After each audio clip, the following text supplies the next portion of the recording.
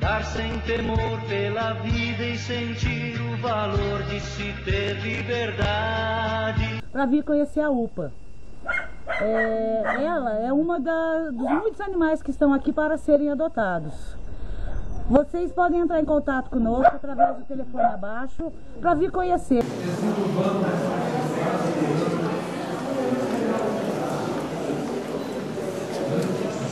Cabras comendo rio.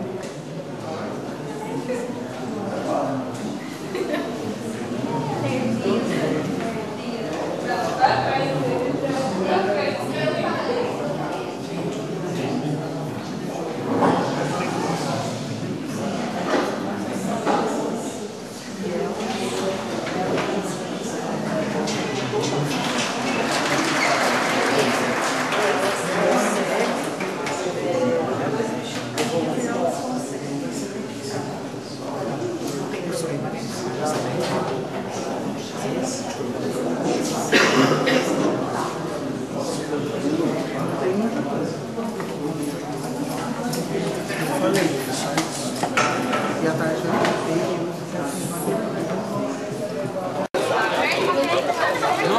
vai demorar. Demorou. Várias empresas se acreditaram nesse projeto, queria pedir a atenção de todos.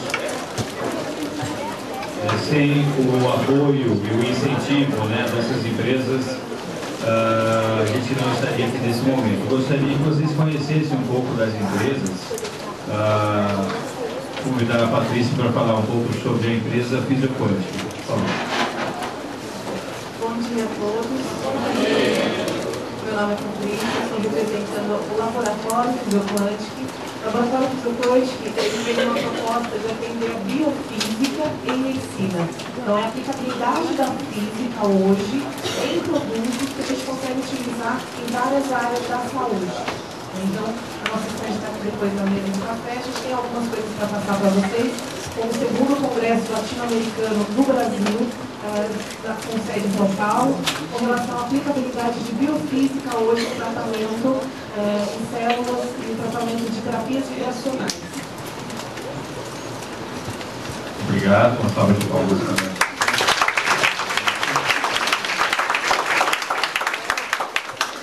Queria convidar, por favor, o Edmar da Vale Santa Catarina. Bom dia a todos. Sou da Valecap Pneus, uma empresa que já está há 20 anos aqui no mercado. É um pouco meio contraditório você pensar um pouco uma palestra, um seminário de meio ambiente e alguém vai falar de pneu. O que tem a ver isso? Na verdade, a proposta da Valecap hoje, a proposta de se reformar pneu é cuidar do meio ambiente. Quando você reforma o pneu, por exemplo, o pneu de carga, você economiza 57 litros de petróleo que seria derivado para ser feito um pneu, você está economizando ao se reformar um pneu. Além disso, tem também o cuidado com o descarte de pneus. Hoje, o descarte de pneu aí jogado ao terreno, a gente não tem números ainda, quanto tempo isso aí levaria para se decompor essa matéria jogado incorretamente. A Valecap, junto com a Vipal, que é a nossa parceria, ela tem um cuidado de cuidar também do meio ambiente. Então, hoje nós estamos procurando, junto à Prefeitura, criar um ecoponto para que os pneus inservíveis da nossa cidade sejam dados uma destinação correta. Qual seria essa destinação? Ser triturado, usado no asfalto ou para queima de alto forno na questão de produtores de cimento. Então, há uma preocupação de que isso não seja jogado assim ao léu e venha prejudicar. E também, hoje a Valecap busca, junto ao mercado, a gente até comprou essa ideia de vir para cá, junto com a universidade, por quê? De buscar mãos de obras especializadas. Então a gente está ali, tem o nosso currículo, quem quiser mandar, estamos à disposição. E quem quiser conhecer também como funciona um pouco o processo de reforma de pneu, a gente está ali, pode explicar, tem um vídeo ilustrativo lá, e eu agradeço essa oportunidade.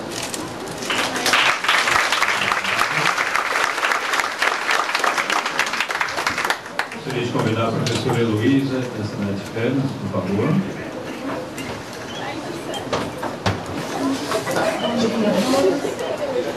Eu sou voluntária da Associação Rural e aqui hoje, a convite da Rosana, montamos um pequeno estande para que todos possam ver o nosso produtos são orgânicos.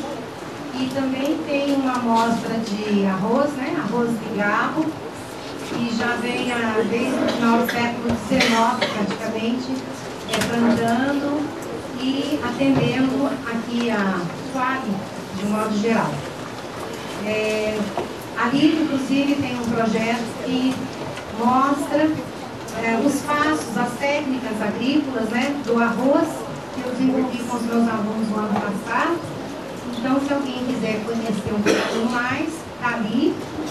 E fora também que nós lá, junto, né, da Associação Rural, porque tem um conselho, uma diretoria muito boa, graças a Deus, em Canas, que tem o DOCA, que é o Pedro, como presidente, o Ademar Galo, que é vereador e é vice, e corre muito atrás de tudo, inclusive de divulgar a cultura do arroz, a cultura, né, das verduras. E hoje, de modo especial, quero aqui também, particularmente, parabenizar a iniciativa do Coman. E eu tenho grande admiração pelo Coman. É um conselho, para mim, é o mais importante de Lorena, porque eles correm atrás de tudo, sabe, em favor do planeta, em favor da natureza. E lá em Canas nós temos muito a agradecer. O nosso grupo é pequeno, mas a gente agradece muito o Coman. 2 anos que convivo com o Coman. São pessoas íntegras, pessoas que realmente vale a pena ter numa cidade. Parabéns, Coman. Tá? A todos aqui, o Luiz, a Celise, enfim, não estão todos aqui, mas eu cumprimento a todos, tá? Então, aqui está o Ademar, eu comecei a falar, quem é melhor para falar aqui é o Ademar. E também eu vi hoje, presenciei o professor manifestando aqui, quem era o torcedor do Corinthians, eu houve manifestação. E nós, lá de Canas, nós temos uma preocupação muito grande com a vinda da termoelétrica. E a gente precisa muito, muito mesmo do apoio de vocês, dos jovens. E há 2 anos atrás, eu me lembro quando nós fomos, eu fui com o senhor Luiz e mais outras pessoas, em Taubaté, conversar com o doutor Giron, e o doutor Giron deixou bem claro para nós, tem uma coisa que pode ser feita, que possa impedir de o prefeito trazer essa porcaria para a cidade, é uma manifestação pública. E, sinceramente, eu sonho com isso. Uma manifestação com muitos jovens que possam realmente nos apoiar, porque, infelizmente, não estou querendo falar mal do prefeito, mas ele que quer isso para nós e vai afetar muito a nossa região, inclusive os nossos produtos orgânicos que temos em Canas. Há quanto tempo temos isso, né? E fora as famílias, descendentes italianos que já vêm plantando há muito tempo, inclusive o arroz. É isso que eu quero dizer. Obrigada.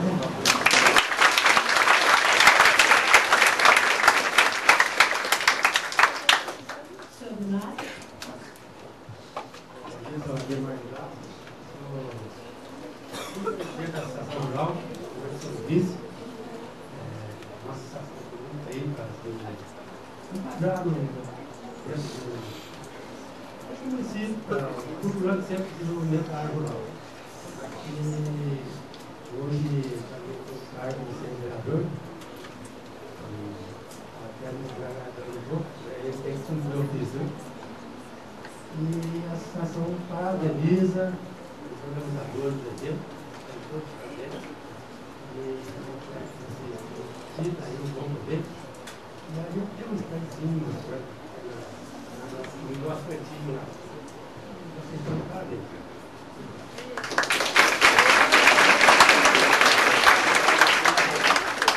Nossos sinceros agradecimentos aos apoiadores. No decorrer do dia a gente vai estar convidando outros aqui também para estar os seus ideais, a sua empresa, a sua marca.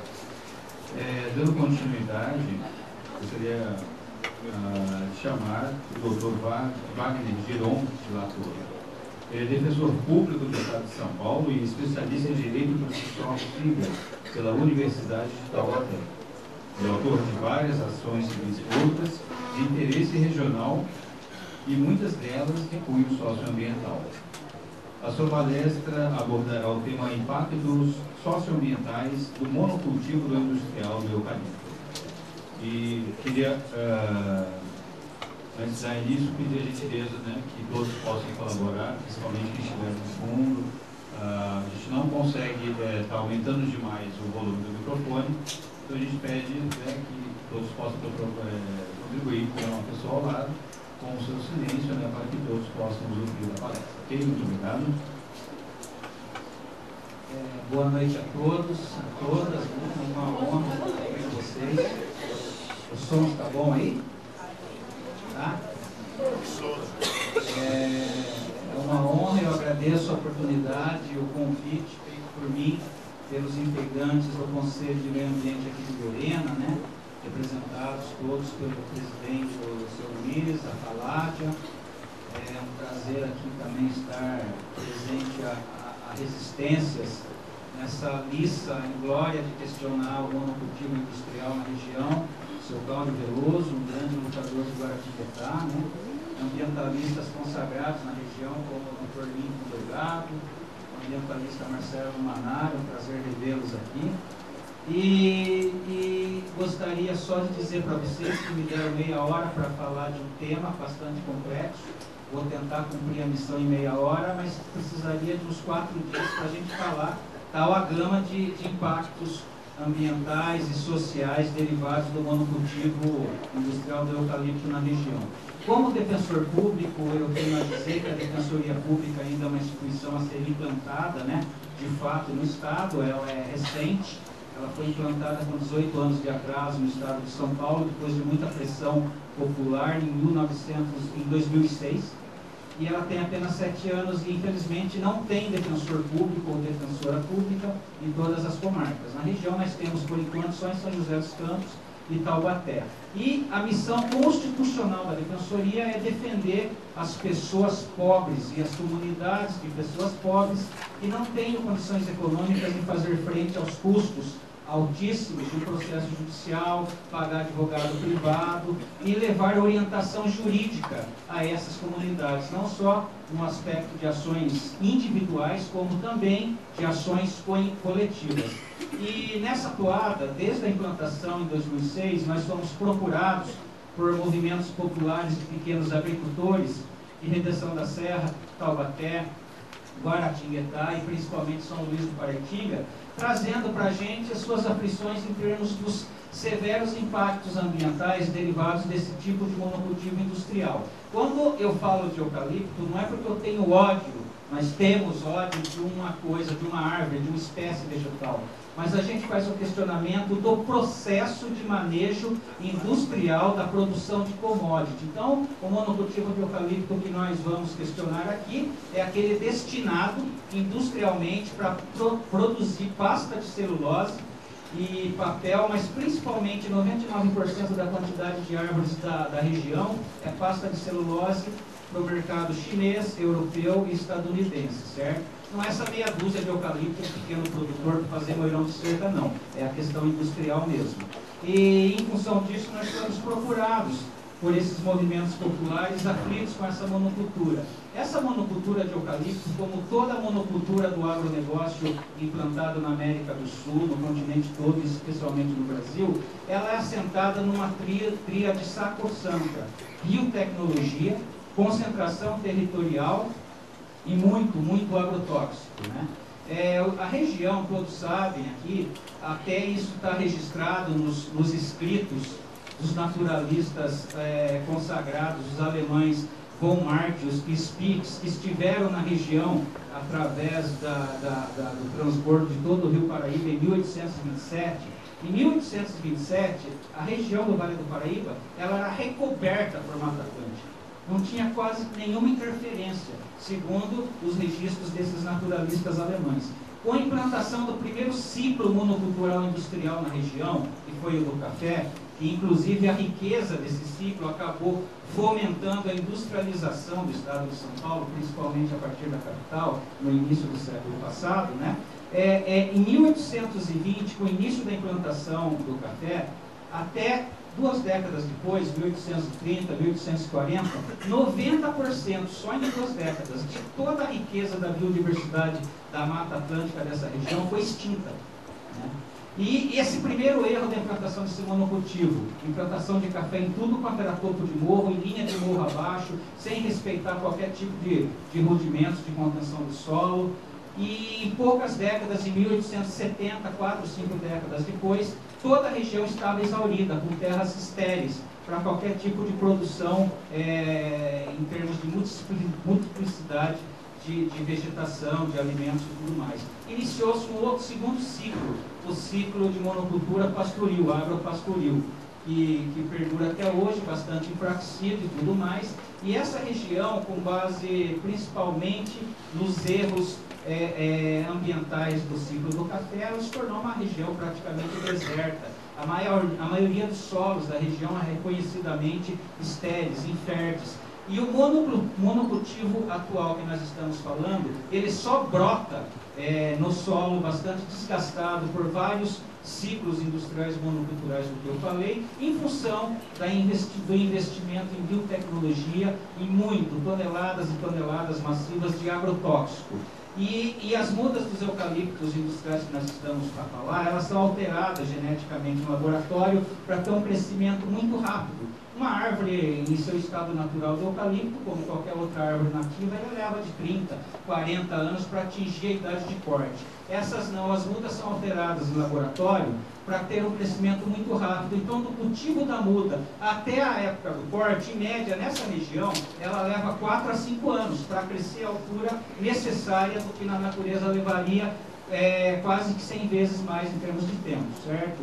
Além de tudo, essas mudas e essas árvores, elas são alteradas para resistir a todos os herbicidas, aos efeitos tóxicos e ácidos dos herbicidas utilizados no manejo, que são principalmente os herbicidas à base da glifosato, conhecido comercialmente como Roundup, fabricado pela Monsanto, principal produtora e a que inventou essa fórmula, né? E formicidas granulados à base de sulfuramida, que é uma substância proibida pelo Protocolo de Estocolmo, que é um tratado internacional subscrito pelo país, pelo Brasil, e mais 152 países integrantes da ONU em 2005, que resolveu banir da utilização de todos os países integrantes da ONU esse tipo de pesticida, principalmente o formicida granulado, conhecido comercialmente como Atamex, Mirex, que são produtos orgânicos persistentes, reconhecidamente persistentes. Quando a gente faz uso desses formicidas, eles ficam em atividade no meio ambiente durante 800, 900, até 1000 anos. Eles são altamente nocivos e, por isso, deviam ser banidos desses 150 países. Nos Estados Unidos, em toda a Europa, isso já é vedado a utilização dele, mas no Brasil pode tudo. Não existe sistema fiscalizatório e o sistema fiscalizatório é totalmente omisso. Cadê a Anvisa? Cadê o sistema fiscalizatório municipal? Cadê os sistemas fiscalizatórios estaduais que permitem tudo em prol desses interesses econômicos que nós estamos vendo através dessa monocultura? Feito esse colóquio inicial para entender mais ou menos o processo monocultural e a crítica do manejo industrial que a gente faz no questionamento, o que a gente tem é que a região, como todos sabem, vocês moram aqui, é caracterizada geograficamente, geologicamente, como um mar de morros. É uma região de relevo muito acidentado, né? E esses morros, eles são considerados pelas normas ambientais, por várias normas ambientais, a começar do hoje afrontado e vilipendiado Código Florestal, eles são tidos como APT, Áreas de Preservação Permanente. Topos de morro, encostas íngremes, assim como fontes de água, qualquer curso de água, um rio, um córrego, um manancial, né? um manguezal. Topos de morro são áreas que deveriam ficar intocadas pelo homem, sem qualquer tipo de exploração, porque os topos de morros, do ponto de vista ecológico, eles são tidos como ambientes sagrados, que deviam ficar só para serem base de reflorestamento de espécies nativas, não para corte econômico ou para fins industriais, para que as árvores ficassem ali segurando, contendo a movimentação do solo, evitando desbarrancamento de encostas. Os topos de morro arborizados com árvores nativas, eles servem inclusive para regulamentar, reger todo o clima da região, né? E quando eles são desvastados, todos os nutrientes, aquela capa de solo, tendem, com as chuvas, com as intempéries, a descer para baixo, assoreando os corpos hídricos e fazendo todo o estrago em termos de perdas de nutrientes que nós conhecemos na região. Como eu falei, uma das mais estéreis do país, em função da exploração sucessiva de processos monoculturais. Nós temos aqui uma visão clássica dos maiores agressões que nós temos. Essa foto é fotografada no bairro do Rural de Registro, em Taubaté, na margem da rodovia Paulo Cruz, numa fazenda da BCP, Votorantim Celulose Papel, hoje conhecido como Fibria, né? Cujo acionista majoritário da Fibria é o BNDES, Banco Nacional de Desenvolvimento Social, com 36% das ações ordinárias da empresa. É uma empresa nacional de economia mista, segundo o seu balanço, cuja gestão foi terceirizada para o Grupo Votorantim. Nós temos aqui um morro, linha de morro abaixo, o eucaliptal, cercando, asfixiando um remanescente de Mata Atlântica que vocês veem ali em forma de coração. Pelas normas ambientais, esse pequeno remanescente de Mata Atlântica, ele devia estar protegido por um corredor mínimo de 100 metros de largura de qualquer tipo de atividade monocultural, para ter chance de sobrevivência. Porque no processo biológico chamado de alelopatia, os espécies naturais que não são clonados em laboratório para aguentar a turbidez de venenos agrícolas, eles não têm anticorpos, eles não têm biomassa e nem resina natural apta a vencer essas agressões, como os eucaliptos clonados têm. Então, no processo de manejo do eucalipto, com a aplicação massiva desses venenos todos, desses pesticidas, que escorrem para esses restos, esses hercúleos e heróicos remanescentes de Mata Atlântica, eles acabam levando a asfixia, a extinção gradual desses remanescentes. Aqui é uma prova cabal de mais uma afronta aos olhos desarmados de qualquer um que queira ir para Taubaté ou Ubatuba, vai se cansar de ver esse cercamento e esse processo de extinção por alelopatia dos remanescentes. Aqui é uma visão panorâmica que nós fizemos com o auxílio do CAVEX, Base Aérea do Exército, em 2009, num voo panorâmico sobre a região, o helicóptero gentilmente fornecidos pelo Exército, né, que a gente usa como prova, inclusive, do avanço do monocultivo industrial, retratando a eucaliptização da região para fins de produção de pasta de celulose, implantados em topos de morro, em área de preservação permanente, com linhas de morro abaixo. Eles não usam qualquer os rudimentos de técnicas agrícolas de segurança e evitar a movimentação para segurar a contenção do solo, plantando em escala, em morro abaixo mesmo, e criam corredores. Quando chove, as águas descem pelos corredores estéreis dos eucaliptais, levando todos os nutrientes das encostas para os baixios, principalmente assoreando, acabando com a capacidade de vazão dos sistemas hídricos situados nos baixios da região, certo? Qualquer pessoa, qualquer um de nós, que queiramos, num desespero habitacional, como eu defendo várias pessoas pobres, em desespero habitacional, sem qualquer alternativa habitacional, montar um muquifo, uma casa, por mais simples que seja, um barraco de madeira, numa encosta, num topo de morro, por telefone, sai a liminar para despejar ser humano. Por telefone. Vai a polícia de choque, como aconteceu no Pinheirinho, vai lá, baixa o cacete, ser humano é tratado como gado. Mas transnacionais que exploram o nosso solo, a nossa água, a incidência de energia solar no nosso território sem pagar nada por isso, fazem qualquer coisa impunemente. Impunemente por quê? O Estado, como compreendido em seu sentido amplo, englobando os governos federal, estadual e principalmente municipais, é totalmente omisso e entregue aos interesses econômicos que cercam essas empresas, que são, podem consultar a declaração de doação do Tribunal Superior Eleitoral, são as que mais doam, pesadamente subsidiam campanhas dos partidos hegemônicos no Brasil há muitos anos. Então, A bancada ruralista, a bancada do agronegócio, ela tem um total domínio na Câmara, no Congresso Nacional, e eles conseguem fazer isso. Eu volto a repetir o desafio qualquer um aqui que queira construir uma moradia para abrigar seus filhos numa área dessa aí. Em meia hora sai uma ordem judicial para tirar vocês, agora eles podem tudo. Aí eles falam que são fantasias, são lendas, os questionamentos que o pequeno campesinato da região e as populações originárias fazem com aquele tipo de modelo econômico. O que a gente questiona, não só a Defensoria Pública, mas principalmente os pequenos agricultores, os pequenos pecuaristas, como o seu Cláudio Veloso aqui, que levou uma demanda para mim, os pequenos pecuaristas, como o seu José Leonardo Cursino, que na data de ontem nós conseguimos um acordo, obrigando a Fibria a afastar, num raio de 15 metros, em toda a divisa do seu pasto, todos os eucaliptos, porque ficou comprovado o efeito nocivo de borda, que estava acabando com o pasto desse homem. Nós conseguimos isso. Essas pessoas criticam o quê? A ausência total do Estado no monitoramento do desenvolvimento desse modelo monocultural altamente insano. Não é a questão de proibir a produção de papel e celulose, mas fazer com que ela, como qualquer um de nós, quando tivermos qualquer tipo de atividade particular ou pública, nós respeitemos o meio ambiente, mas exigimos um monitoramento.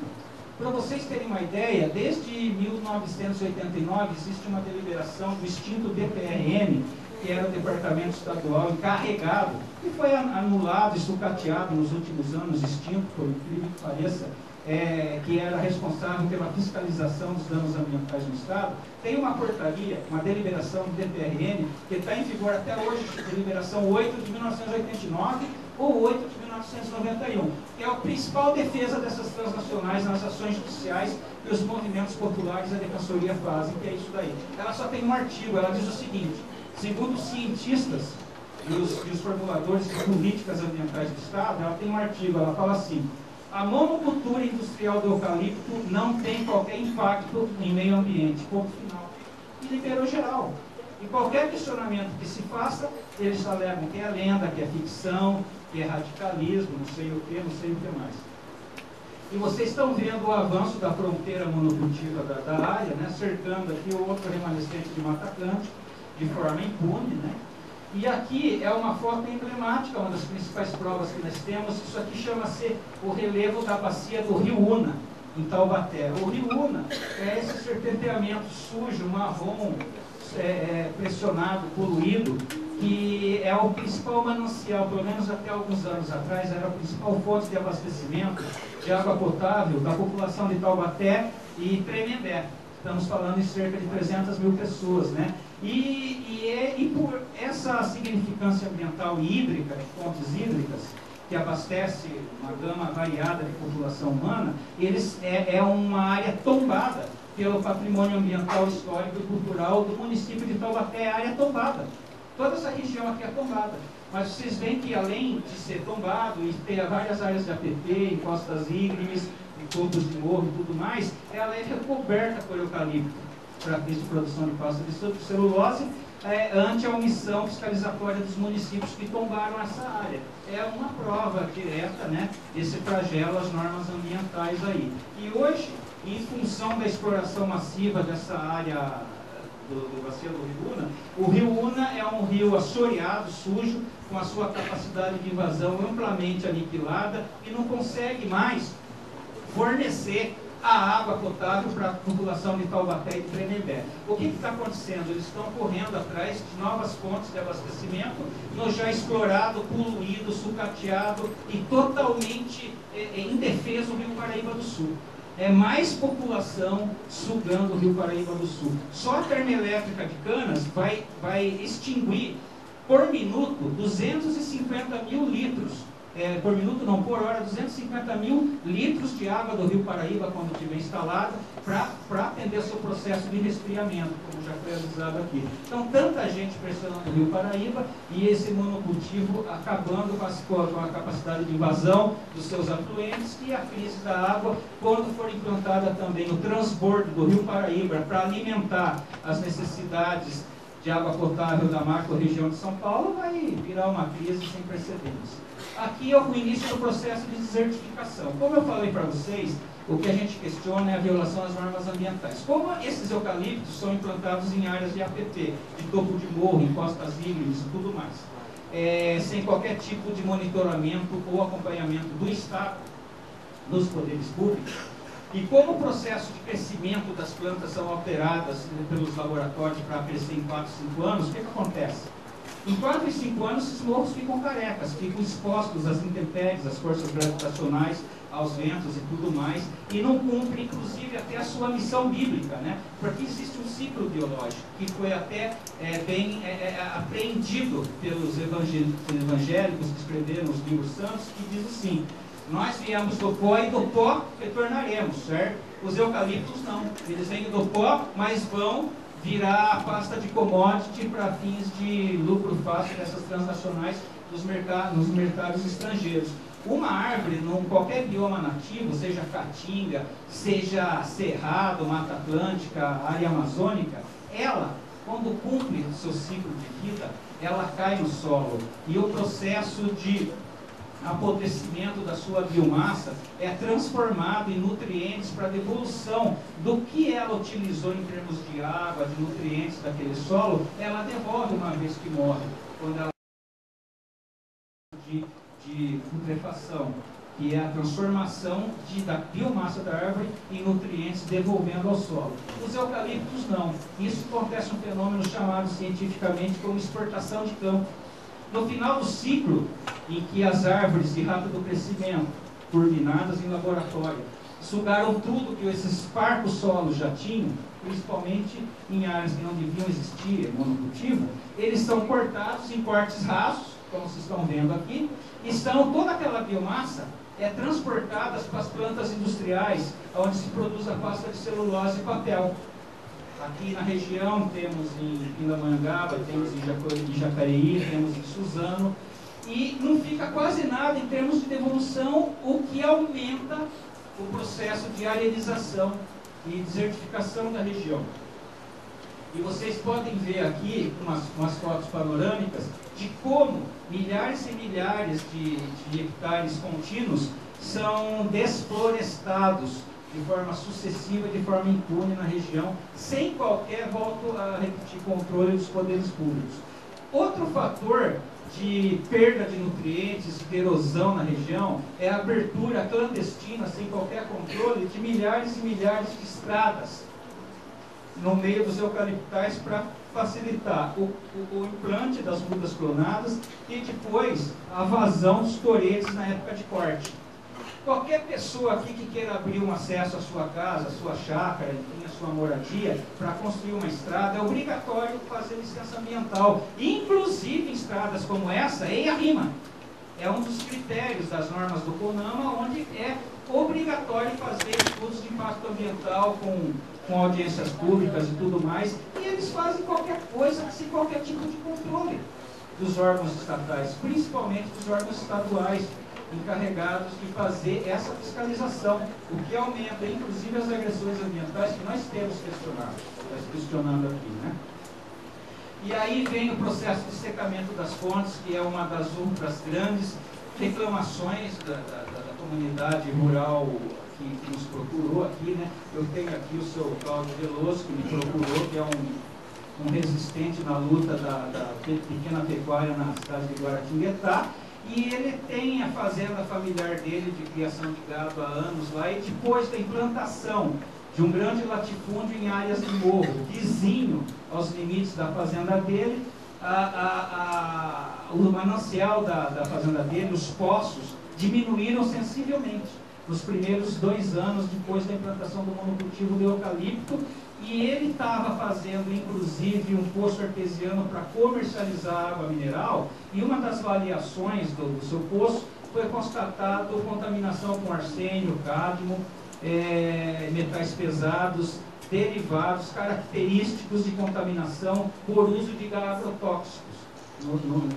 Entendemos que pelo monocultivo vizinho que se implantou nisso daí. Aqui nós vemos um rio no bairro do Pico Agudo, em São Luís do Paraitinga, que foi extinto depois de 20 anos de exploração, fica na fazenda Nossa Senhora de Lourdes, em São Luís do Paraitinga. Depois da implantação do eucalipto, todos os cursos d'água nessa fazenda e mais de 27 nascentes secaram, em termos de 15 a 20 anos de exploração.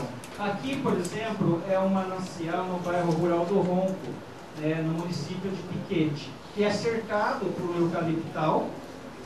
Vocês podem ver ali atrás o eucaliptal. Pelas normas de proteção ambiental, como um reservatório, uma lagoa natural de água, qualquer atividade humana comercial tinha que respeitar uma faixa de recuo em termos de proteção do manancial de pelo menos 100 metros dos limites da lagoa.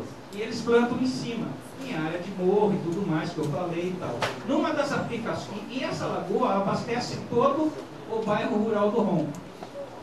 Inclusive um pequeno produtor, um piscicultor da região, o seu Ronaldo Nunes, que é uma pessoa atendida por mim também. E ele vivia da piscicultura. E nessa piscicultura ele tinha mais de 24 mil tilápias que ele comercializava, ele tinha um restaurantinho ali, ele vivia daquilo. E numa aplicação de glifosato em 2006, 2005, 2006, nessa fazenda de forma absolutamente exagerada e inconsequente, o herbicida ele caiu nesse manancial que abastece o bairro. E numa só aplicação, esse pequeno piscicultor que é vizinho esse eucaliptal, ele perdeu todos os peixes que ele criava, todas as tilápias. Ele foi contaminado, ele e a esposa dele, eles têm problemas de fígado até hoje, enrijecimento dos membros, perda de visão, tiveram convulsões. Ele me falou que ele tinha uma criação com 350 suínos. E ele pôde observar que ao longo de 12 meses após o registro dessa aplicação, os filhotes dos suínos, os porquinhos, os leitõezinhos, as galinhas, os pássaros que ele cultivava, nasciam com mutações genéticas, ou sem bico, ou faltando uma perna, ou sem visão. E ele guardou, ele congelou, veja bem, ele congelou esses peixes, essas amostras de solo, e ele ficou até hoje lutando para que algum instituto, alguma universidade pública do estado analisasse aqueles cadáveres daqueles espécimes atingidos pela contaminação, pelo glifosato e outras substâncias que a Monsanto não revela, que compõem os surfactantes desse herbicida, para fazer o nexo causal. Eu ajudei ele, eu liguei para Adolfo Lutz, Oswaldo Cruz, USP, Unicamp, para a Anvisa. Qual foi a resposta dessas entidades? A todas falaram o seguinte, que eles não têm um padrão material, um equipamento técnico para monitorar o processo de contaminação pelo glifosato no país. Nós não conseguimos fazer nenhum registro desse tipo de agressão ambiental crônica, o maior registrado aqui por glifosato, porque todos os institutos públicos que deveriam fazer o registro alegaram que não tinha capacitação técnica para rastrear os efeitos do glifosato no ambiente. Agora eu pergunto, a Defensoria questiona isso nas ações, como que é possível um país liberar comercialmente o uso de um herbicida no mercado interno do Brasil e não ter capacidade de fazer o monitoramento técnico da utilização do impacto social desse herbicida no Brasil? Não à toa, não sei se vocês sabem, que nós temos um título de melhor do mundo, desde 2007. O Brasil é o maior consumidor mundial de agrotóxicos, não sei se vocês sabem disso. A média mundial de uso de agrotóxicos por hectare na Europa, nos Estados Unidos, é de 1,5 litro a 2 por hectare. Aqui a gente usa até 10 litros, 15 litros por hectare. Nós somos o maior consumidor de agrotóxicos. Só para a BASF, Singenta, Monsanto, a gente gera um lucro líquido por ano de 20 bilhões de dólares. Certo? E sem qualquer tipo de monitoramento estatal disso daí. Esse kit monocultural, na verdade, todos esses efeitos, eu estou até limitando aqui, porque eu estou chegando no fim da minha fala, pelo tempo que me deram, ele é meio um kit de impacto socioambiental de todo o processo de agronegócio em termos de monocultura, seja na soja transgênica, seja na questão do milho transgênico, na cana-de-açúcar, porque todos esses processos monoculturais usam os mesmos elementos de agrotóxicos utilizados aqui com relação ao eucalipto. Esse aqui é o pequeno pesqueiro do seu Ronaldo Nunes, de Piquete, que eu falei, né? Nós temos aqui um curso d'água no bairro do Gavião, São Luís do Paraitinga, os eucaliptos plantados próximos do lado do córrego, né? Tinha que ter um afastamento mínimo de 30 metros disso daí. Aqui são os efeitos de borda, aniquilamento de mata ciliar na beira de fonte de água potável em São Luís do Paraitinga, em função do manejo do eucalipto ali do lado, né?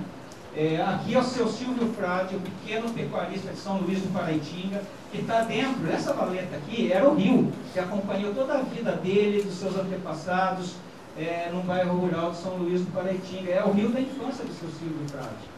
Foi extinto, foi aniquilado, foi seco após o início da implantação do monocultivo no bairro rural dele, que é perto de Catuçaba, em São Luís do Paraitinga. A dona Maria de Lourdes, também pequena agricultora de São Luís do Paraitinga, desesperada, mostrando o secamento da única fonte da água que abastecia o pequeno sítio dela, depois que foi implantado a monocultura de eucalipto nos arredores, no entorno.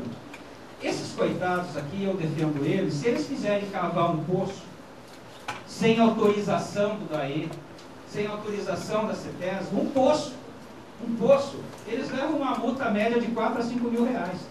Para eles é quebra total, é a falência. Agora, ninguém faz nada com esse processo monocultural industrial insano que a gente está vendo, né? É totalmente permissivo, com função da omissão do Estado. Agora, para punir o indivíduo, o poder fiscalizatório, a polícia ambiental é expedita, é implacável.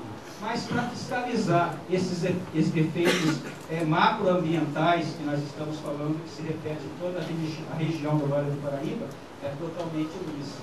Aqui é uma foto emblemática do uso do glifosato numa fazenda da BCT, Votorantim Celulose e Papel, no bairro de Catuçaba. Essa fazenda tem 470 hectares recobertas de eucalipto. Ela se situa dentro da zona de amortecimento do Parque Estadual da Mata Atlântica. E aqui a foto, né? Eles usam, para matar a pastagem antes do cultivo das mudas, eles aplicam massivamente esse herbicida da Monsanto, hoje fabricado pela Singenta, pela BASF, que é a base de glifosato. E eles não respeitam as normas ambientais de proteção das fontes d'água, dos mananciais. E como eles aplicam em áreas de topo de morro que não era para aplicar, obviamente, o líquido escorre e vai matando aqui, contaminando a vegetação ciliar, a vegetação que deveria servir para proteger esses mananciais. Essa fonte de água, nessa fazenda, é uma das provas incontestáveis do uso indevido e massivo de agrotóxicos em área não permitida, né? E além de todos esses fatores, aqui são algumas testemunhas que não dá para eu detalhar muito para vocês, nós temos o fator de êxodo rural com o avanço desses monocultivos. Ao contrário do que dizem essas empresas, está provado até por indicadores sociais do IBGE que elas não geram recurso nenhum. Por quê? Ninguém come eucalipto, ninguém entra para roubar fruto de eucalipto, porque é uma coisa que não precisa nem de guardião. Eu estou cansado de andar dias, horas, dia inteiro dentro dos eucaliptais, e você não vê viva alma, você não vê uma borboleta, você não vê um inseto benéfico ou maléfico que seja, em função da incidência desses pesticidas químicos, né? E você não precisa de funcionário para guardar eucaliptal. O seu Cláudio aqui, que já historiou vários eucaliptais comigo, é prova disso. Não tem nem cerca. Agora que eu entrei com essas ações e tal, eles estão gastando dinheiro com arame, com vigia, com proibido de entrar. Mas até eu ganhar as primeiras liminares, a gente entrava, não tem funcionário. Para quê? Eucalipto? Ninguém rouba eucalipto, né? Eles simplesmente tomam as precauções para evitar incêndios e tudo mais, mas não gera emprego nenhum. O último censo agrícola de 2006 comprovou que qualquer empreendimento de pequena agricultura familiar gera 3 a 5 empregos por hectare. E esse mesmo censo comprovou que o monocultivo industrial do eucalipto gera um emprego a cada 121 hectares de terra. Além do mais, em todos os municípios onde o monocultivo é implantado, eles deviam pagar ISS, Imposto sobre Serviços, toda vez que eles contratam empresas terceirizadas para fazer o corte, o transporte, abrir estradas, esses serviços todos deveriam gerar ISS nos municípios. E por omissão das prefeituras, eles não cadastram todas essas unidades de produção do monocultivo e eles sonegam, eles não pagam esses impostos. E além de tudo isso, da ausência de oferta de emprego, porque esse monocultivo é altamente mecanizado, quase não gera emprego humano, quase algum, a não ser para os operadores daqueles tratores altamente tecnologizados, nós temos essa questão da supressão dos atos devocionais. Essa é uma foto da Capela Sagrada de Água Santa, do bairro do Gavião, em São Luís do Paraitinga, tirada em 1953. Vocês veem aqui na capela uma incidência muito grande, um afluxo muito grande, há 60, 70 anos atrás, de pessoas da zona rural. Existia vida, existia cultura na zona rural, crianças e tal, numa festividade tida como sacra naquele ambiente. Com o crescimento e a concentração fundiária do eucalipto na região, o que está acontecendo é o impedimento de acesso de procissões, de atos devocionais, de manifestações culturais religiosas da população rural junto a essas ermidas sagradas, porque as fazendas do eucalipto que vai arrendando, vão se alugando, vão conjugando, vão se juntando com outras e mais outras, todas arrendadas por fomento ou por compra direta das empresas produtoras de celulose, vão cercando essas ermidas e a população fica totalmente impedida de acesso a elas, o que vai suprimindo e colaborando, inclusive, com o êxodo rural, principalmente em todas as regiões que eu visitei. Essa é aquela capela, totalmente abandonada, largada no meio do eucaliptal, de uma fazenda da Suzano Papel e Celulose, lá em São Luís do Paraitinga. Essa fazenda tem 1.700 hectares contínuos de eucalipto. Aqui uma outra ermida, em São Luís do Paraitinga também, totalmente abandonada, cercada. Essa é uma fonte sagrada que a população ia como sacra, no bairro de... na fazenda São José 2, da Votorantim Celulose e Papel, em Caçuçaba, em São Luís do Paraitinga. Aqui é uma outra capelinha lá, sagrada, e aqui é o portão da fazenda, da entrada da fazenda da Suzano, com o cadeado e tudo mais. E esse é o outro efeito ambiental de cunho social do avanço descontrolado do eucalipto na região. Existem muitos outros efeitos, muitos outros impactos, principalmente na hora do transporte, da colheita dos toretes, que destroem as estradas vicinais, que causam muita poeira, porque os caminhões ficam 24 horas transitando por ali para alimentar as plantas industriais de produção de celulose, que o custo de instalação das indústrias de produção de celulose deve ser muito caro e elas não podem parar, elas têm uma atividade industrial de 24 horas. E o trânsito de torete da região para os núcleos industriais, ele é incessante. Tanto eu não sei se eu estou obcecado, eu sou meio rural com esse negócio aí, depois que a população trouxe para mim, toda vez que eu venho na Dutra ou na Carvalho Pinto, eu me deparo com vários caminhões transportando eucalipto. É inacreditável. Toda vez. Então, toda hora que eu estou na Dutra, eu imagino que está passando, todo minuto agora está passando transporte de eucalipto. Que junto com areia é o que mais corre na região nossa aqui, é areia e eucalipto.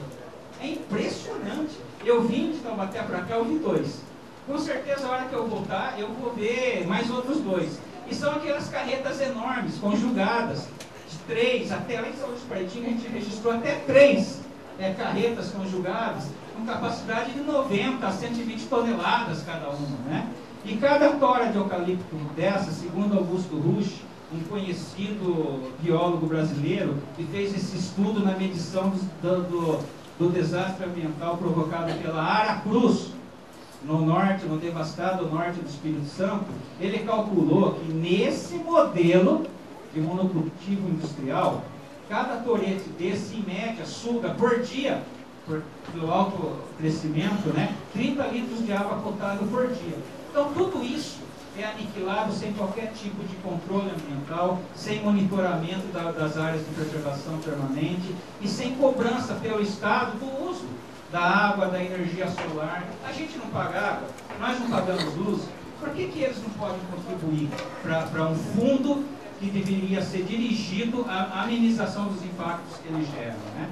É isso, o contexto é mais ou menos esse. A gente tinha que ter um tempo muito maior para a gente poder completar toda a zona de impacto do monocultivo industrial, mas os questionamentos que a população, os pequenos produtores rurais fazem com relação a esse modelo industrial e que a Defensoria tenta, de forma bastante precária, porque nos faltam elementos científicos e até elementos humanos mais capacitados para aumentar esse tipo de questionamento no Poder Judiciário, e a gente é simplesmente o porta-voz da pequena comunidade rural da região agredida pelo monocultivo, é esse, tá?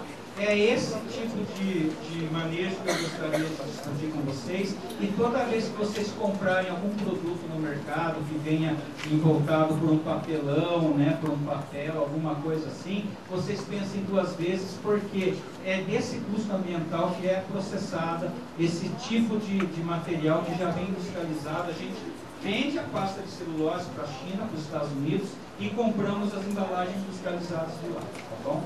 Eu agradeço a atenção de todos, desculpe aí a correria da minha fala, mas eu até atrasei, extrapolei um pouco o tempo que foi concedido para mim. Obrigado a todos pela atenção.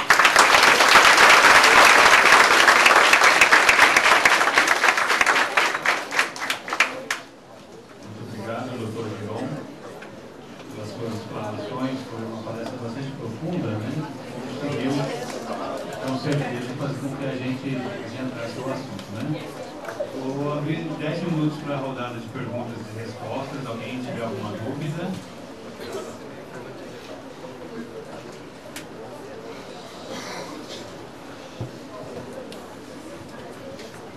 Bom dia. Meu nome é Alexandra, eu trabalho com o Instituto Horto de Agroecologia de Lorena. E a minha pergunta, queria parabenizar o trabalho de João pela brilhante palestra. E a minha pergunta, Dr. Wagner, quando o senhor fala em biotecnologia e clones, o senhor está dizendo que esses eucaliptos são geneticamente modificados, como são os alimentos transgênicos? E que influência isso tem sobre a saúde humana, sobre a biodiversidade das florestas que estão circundando? O senhor tem informação sobre isso? Eu não tenho formação científica para fazer argumentação pública dessa pergunta altamente relevante que você está me fazendo. Todas as informações, quando eu comecei essa demanda, na verdade, dos meus seres, eu não sabia a diferença entre eucalipto e o pé de couro. Tudo isso que eu falei para vocês, eu acho que eu sou boca repetidora do que a comunidade científica da sociedade civil me capacitou, me ensinou, me explicou. Eu já tive encontros com cientistas da Exalc, da USP, da Unicamp, já conversei inclusive com cientistas de renome aqui da região, como o meu amigo Gerson de Freitas Júnior, que tem um título de mestrado na USP na área de Geografia Humana, justamente porque desenvolveu um estudo mais aprofundado sobre isso. Já conversei com cientistas mesmo de Santa Catarina, do Espírito Santo, e eles me falam que eu não posso afirmar que essas árvores ainda são geneticamente modificadas, porque se isso fosse verdade, o crime seria tão grande, porque antes de implantar essas árvores pelo Brasil afora, eles deveriam ter uma licença da CNBio, o Conselho Nacional de Biotecnologia lá de Brasília, para antes de pôr no mercado as árvores, eles fazerem pelo período de experimentação num canteiro laboratorial de pelo menos 2 anos, com avaliações técnicas e engenheiros. Não podem chegar sem autorização. Então eles falaram que é até perigoso eu afirmar isso em público, porque eu posso incorrer numa calúnia. Mas existem pesquisadores internacionais independentes, como o grande pesquisador canadense David Suzuki, né, que já no Canadá, que é um país, nos Estados Unidos, por incrível que pareça, com todas as aberrações e genocídios que eles cultivam, a democracia lá é realmente... A comunidade científica pode dizer as verdades, né? A sociedade civil é muito mais mobilizada. Nos Estados Unidos e no Canadá existe pesquisa independente provando que essas árvores elas não têm, tecnicamente, segundo o artigo do David Suzuki, que eu já li, diferença nenhuma de organismo geneticamente modificado, principalmente pelas características de que toda organismos geneticamente modificados têm resistência ao herbicida glifosato e aos formicidas utilizados, né? E a diminuição de lignina, que é uma substância. A lignina é uma resina, uma substância que toda madeira tem, e dá endurecimento, aquela tessitura de dureza da madeira. Esses eucaliptos, eles são clonados para desenvolver uma pequena substância lignina, para que a biomassa dela seja facilmente transformada em pasta de celulose e papel na indústria. E a lignina é suficiente para os eucaliptos não quebrarem em ventanias, né? Essa característica, e ele também conseguiu detectar que as mudas dessas árvores clonadas no Canadá foram encontradas em 2, 3 mil quilômetros do universo, inclusive nos Estados Unidos, no Alasca, longe do local de plantio, que são características de contaminação de áreas nativas com sementes de árvores geneticamente alteradas. O David Suzuki, por exemplo, ou a Caroline Cox, que é outra pesquisadora norte-americana, eu tenho artigos deles, alegam isso. No Brasil nós não temos ainda como afirmar, porque a pesquisa científica aqui, ela carece de investimento. Os cientistas não têm tempo e nem incentivo econômico para se debruçar em cima de uma muda dessa e fazer o laudo que o David Suzuki no Canadá fez, por exemplo. Mas tem todas as características de ser.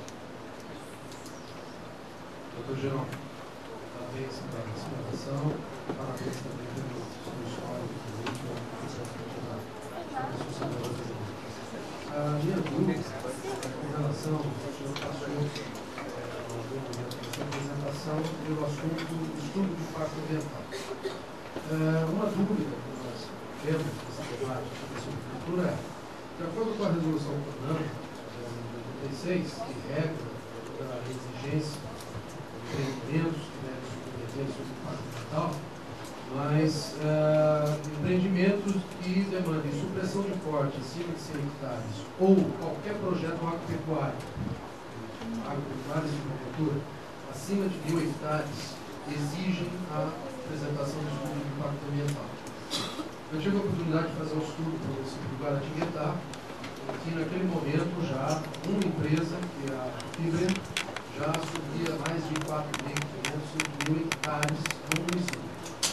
E eles saem pela tangente dizendo que essa obrigação seria atrelada à matrícula, não na fazenda A, ou na fazenda B, ou na fazenda C, e não no seu somatório.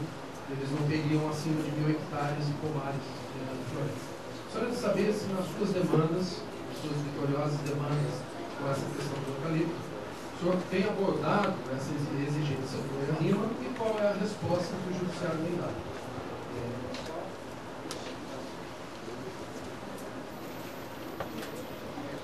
São tantas normas, né, que a gente se equivoca com os números.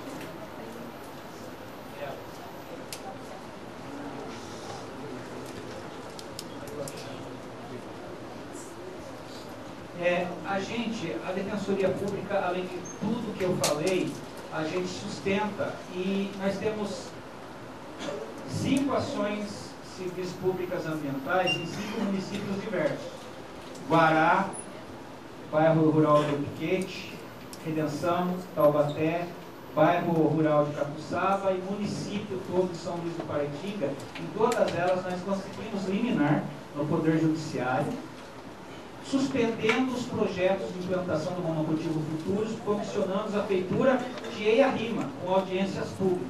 O que a gente se apega é no artigo 2º, inciso 17 e 237/97, artigo 2º da resolução 237/97 do CONAMA. Essas resoluções dizem o seguinte: é obrigatório a feitura de EIA-RIMA em várias situações e, no que diz respeito aqui a nossa objeto do debate aqui, a qualquer monocultivo industrial que vise a exploração da madeira em área acima de 100 hectares, não faz qualquer observância de matrícula ou não, soma de matrícula, desde que o monocultivo esteja numa área acima de 100 hectares, ou, independentemente do tamanho, quando a área for caracterizada como de relevante valor paisagístico, cênico e ambiental. Pode ser uma cachoeira, e a área de eucalipto ser menor do que isso, mas tem que ter IARIMA. Quando não é cachoeira, é uma colina, mas tem 100 hectares para cima, 100 hectares, não é 1000, como eles sustentam. É obrigatório IARIMA. Inclusive a resolução CONAMA 237 de 97, ele torna obrigatório no seu anexo 1º a feitura de IARIMA em qualquer atividade de silvicultura. Silvicultura.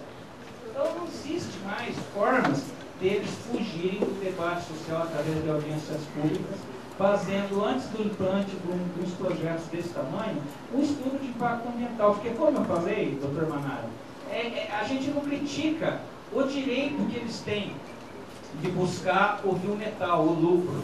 Inclusive, há indicadores da própria Associação Nacional de Silvicultura que o custo no Brasil para produzir 1 tonelada de celulose é $257.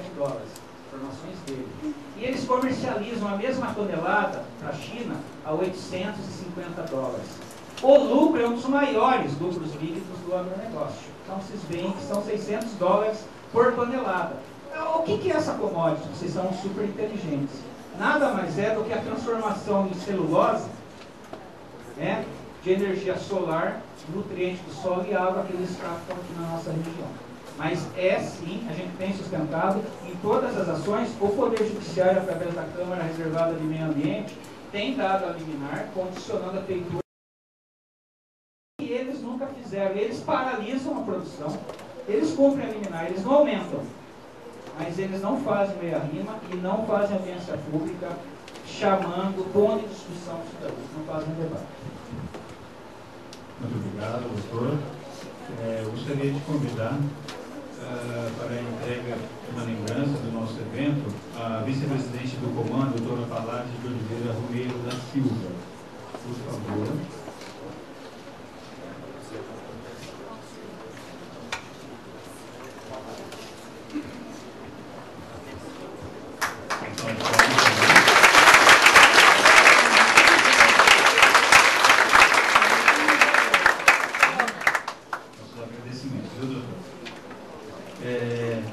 Encerramos nesse momento essa primeira parte do seminário, lembrando que às 13h40 daremos continuidade. Tá? Na parte da tarde tem ainda vários convidados a qual vão palestrar e abrilhantar ainda mais o nosso evento. Tá?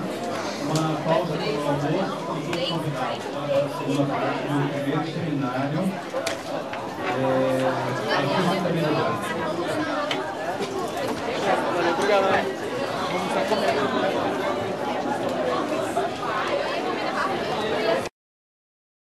TV Centenário Cidadania Total. Participe do grupo de discussões enviando e-mail para tvcentenario@yahoo.com.br.